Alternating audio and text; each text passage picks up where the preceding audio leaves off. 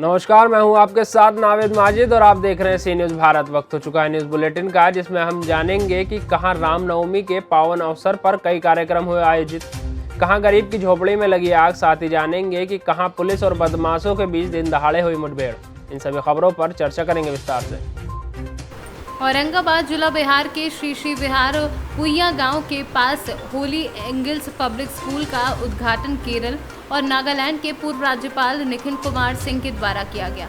उद्घाटन कार्यक्रम में सर्वप्रथम पूर्व राज्यपाल के अलावा सदर विधायक आनंद शंकर सिंह, कांग्रेस के नेता अरविंद सिंह, पप्पू सिंह, राशिद खान ने दीप प्रज्वलित कर उद्घाटन किया। स्कूल के डायरेक्टर अरविंद कुमार सिंह, ट्रस्टी आभा सिंह, स्कूल की प्रिंसिपल हिमादली सिंह, मंच की संचालिका खुशी सिंह ने किया। राज्यपाल ने बताया कि सुदूर ग्रामीण क्षेत्रों में इस प्रकार का स्कूल से बच्चों का भविष्य संवरेगा तथा लोग यहां से अच्छी शिक्षा पाकर देश विदेश में नाम रोशन करेंगे। औरंगाबाद से सी न्यूज़ संवाददाता रमाकांत सिंह की रिपोर्ट।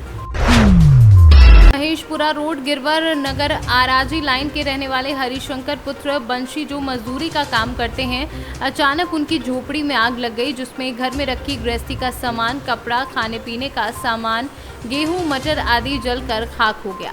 आस पड़ोस के लोगों ने फायर ब्रिगेड को सूचना दी। सूचना पर पहुंची दमकल कर्मियों तथा आसपास के लोगों ने बड़ी मशक्कत के बाद आग पर काबू पाया। उपजिलाधिकारी राजेश कुमार सिंह ने बताया कि आग की घटना संज्ञान में है। नायब तहसीलदार विद्युत कुमार, पूर्ति निरीक्षक याकूब हसन को मौके पर भेजकर सहायता दी गई तथा आग के कारणों का पता लगाया जा रहा है। क्या नाम है तुम्हारा भैया? कहाँ के रहने वाले? कैसे लगी आग जी, कुछ पता है? पड़ोस में लड़की की लवाने वाले आए थे, वहाँ जो है नहीं थे, और एक बच्चा बोला कि नानी तुम्हारे घर में आग लगी है। देखो तो सब लोग दौड़ पड़े, कोई पता नहीं है कैसे लगी, क्या लगी, कहाँ से लगी, कोई। आप घर पर नहीं थे क्या? नहीं, घर पे नहीं। कहाँ गए थे? हम गए थे माधोगढ़, बच्चे को लेके दौड़ा आ जा तो बीमार हो गया था, तो वहाँ दवाई खिलाने गए थे। शासन से कुछ मदद मिली आपको? हाँ, थोड़ा मदद मिला है। नहीं 50 किलो गेहूँ, चावल कुछ। इस पे आग जनी में कितना नुकसान हो गया लगभग? क्या क्या भर गया सामान? बरा तो है नहीं, मेरे पास कुछ बचा ही नहीं, सिर्फ जैसे है तैसा ही खड़े रह गए। क्या क्या सामान जल गया? सामान मटरा जो है नहीं कि 1.5 बोरा करीब मटरा होगा, और 3 बोरा खिसिया होगी, और 1 सवा बोरी जो है कना बोरा जो है 1 क्विंटल 1.5 कना, और सरसों और कूलर है। सर, यहाँ जो आग लगी है, ये इनका कितना नुकसान हो गया है, किस तरह से आग लगी है, क्या सहायता हुई है सरकार की तरफ से?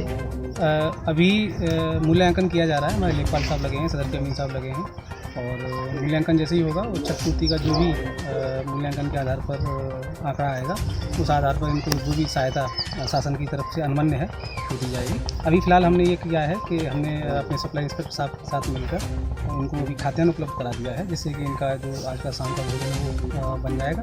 साथ ही सामाजिक तौर पर जो स्वैच्छिक सहयोग लोग जो करते हैं उसको भी किया गया है, तो आज का इनका सवाल का जो संकट है वो कट जाएगा। आगे हमने तहसील स्तर पर जो दैवीय आपदा के अंतर्गत या जो अन्य अनुदान की जो स्थितियाँ हैं उनमें हम लोग जांच पड़ताल कर रहे हैं, उसके आधार पर। जालौन से सी न्यूज़ संवाददाता जितेंद्र कुशवाहा के साथ जान मोहम्मद की रिपोर्ट। जनपदीय बदमाशों के बीच हुई दिन दहाड़े मुठभेड़ के दौरान 2 शातिर बदमाशों के पैर में गोली लगी, जिन्हें जिला मेडिकल कॉलेज में भर्ती कराया गया है।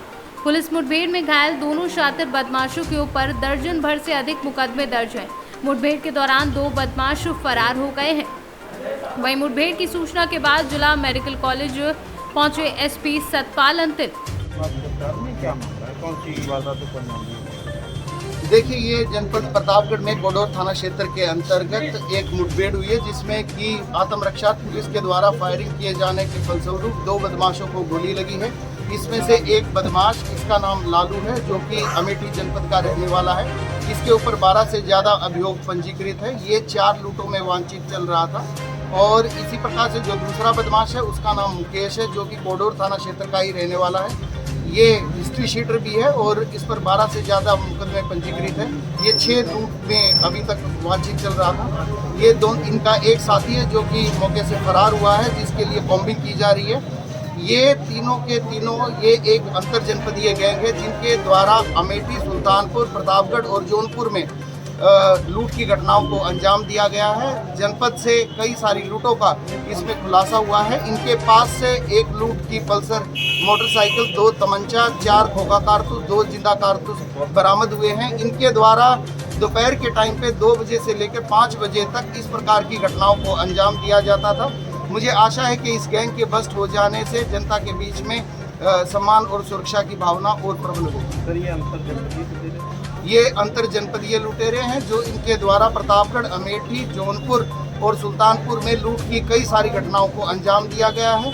सीमावर्ती जनपदों से संबंधित से प्रतापगढ़ से सीनू संवाददाता मुकेश जायसवाल की रिपोर्ट। 2 वर्ष के विराम के बाद इस वर्ष बड़े ही हर्षोल्लास और धूमधाम से भगवान महावीर जन्मोत्सव मनाया जाएगा। ये जन्मोत्सव कार्यक्रम 2 दिवसीय रहेगा। नजरबाग प्रांगण में कार्यक्रम आयोजित किए जाएंगे, जिसमें 13 तारीख को दिव्य दीपोत्सव एवं महाआरती सहित विभिन्न कार्यक्रम आयोजित किए जाएंगे और भगवान महावीर के जन्म के विषय में लोगों को अवगत कराया जाएगा और उनके द्वारा जियो और जीने दो के संदेश के बारे में बताया जाएगा। इसके बाद 14 अप्रैल को महावीर जयंती के दिन सुबह से भगवान जन्म की बधाई एवं मुनिश्री के प्रवचन होंगे। दोपहर के समय विशाल शोभा यात्रा का आयोजन किया जाएगा। ये शोभा यात्रा मंझार के जैन मंदिर से प्रारंभ होगी एवं रात्रि के समय सांस्कृतिक कार्यक्रम आयोजित किए जाएंगे और भगवान महावीर के जीवन के विषय में बताया जाएगा और उनके बारे में जानकारी दी जाएगी। ये 2 दिवसीय कार्यक्रम नजरबाग प्रांगण में आयोजित किए जाएंगे, जहां पर विशाल जन समुदाय पहुंचकर भगवान महावीर स्वामी के जन्मोत्सव के कार्यक्रम में शामिल होंगे, जिसको लेकर आज प्रेस वार्ता का आयोजन किया गया। इस वार्ता में मुनिश्री सुप्रभा सागर के द्वारा महावीर जन्मोत्सव के बारे में विस्तार पूर्वक बताया गया और उनके उद्देश्य के बारे में भी बताया गया। साथ ही बताया गया कि युवा देश का भविष्य है, युवा का सही दिशा पर चलता है और देश और राष्ट्र की दिशा को बदल सकता है।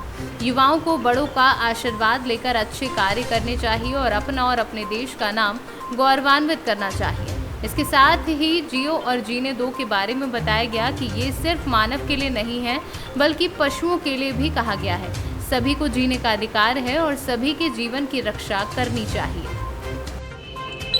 जी बताएं, जो कार्यक्रम होना है, क्या कार्यक्रम रहेगा? कार्यक्रम कल से स्टार्ट होंगे महावीर जयंती के पूर्व संध्या पर। कल सबसे पहले तो सुबह युवाओं द्वारा बाइक रैली निकाली जाएगी और उसके तत्पश्चात शाम को मझाड़ के जैन मंदिर के पास से एक महाआरती, जिसमें हाथी रहेंगे, घोड़े रहेंगे, बग्घियाँ रहेंगी, महाआरती लेके दीपक लेके ये पूरी रैली नजरबाग प्रांगण में जाएगी, जहाँ पर भगवान की आरती होगी। उसके बाद वहीं पर लगभग 8 बजे के करीब भगवान का गर्भावतरण का कार्यक्रम दिखाया जाएगा, जिसमें बताया जाएगा कि भगवान को जब भगवान माँ के गर्भ में आते हैं, जब माँ को किस प्रकार की अनुभूति होती है, भगवान का पूरा जो प्राण प्रतिष्ठा होती है पंचकल्याणक की, वही उसी रूप को वहाँ पर बताया जाएगा। और इसके बाद 14 तारीख को सुबह से वही भगवान का जन्म होगा। जो जन्म के साथ जो भगवान की बधाइयाँ होंगी, वहाँ पर जन्म की वो होंगी। उसके बाद 12:30 बजे से मझार के जैन मंदिर से एक विशाल शोभा यात्रा निकाली जाएगी, जो शहर के प्रमुख मार्गों से होते हुए जिसका समापन वहीं नजरबाग में होगा। और वहाँ पर एक पुस्तिका का विमोचन भी होगा और सकल दिगंबर जैन समाज, सूर्यसागर पाठशाला और श्री महावीर जन्मोत्सव परिवार की तरफ से ये आयोजन किया जा रहा है। और मैं सभी से अपील करता हूँ, निवेदन करता हूँ कि आप सभी महावीर जयंती जुलूस में सभी लोग पधारें और इस कार्यक्रम में पुण्य कमाएं और इसमें सहयोग। टीकमगढ़ से सीनू संवाददाता गिरीश कुमार खरे की रिपोर्ट। फिलहाल के लिए इस न्यूज़ बुलेटिन में इतना ही। देश और दुनिया की तमाम खबरों के लिए देखते रहिए सी न्यूज़ भारत।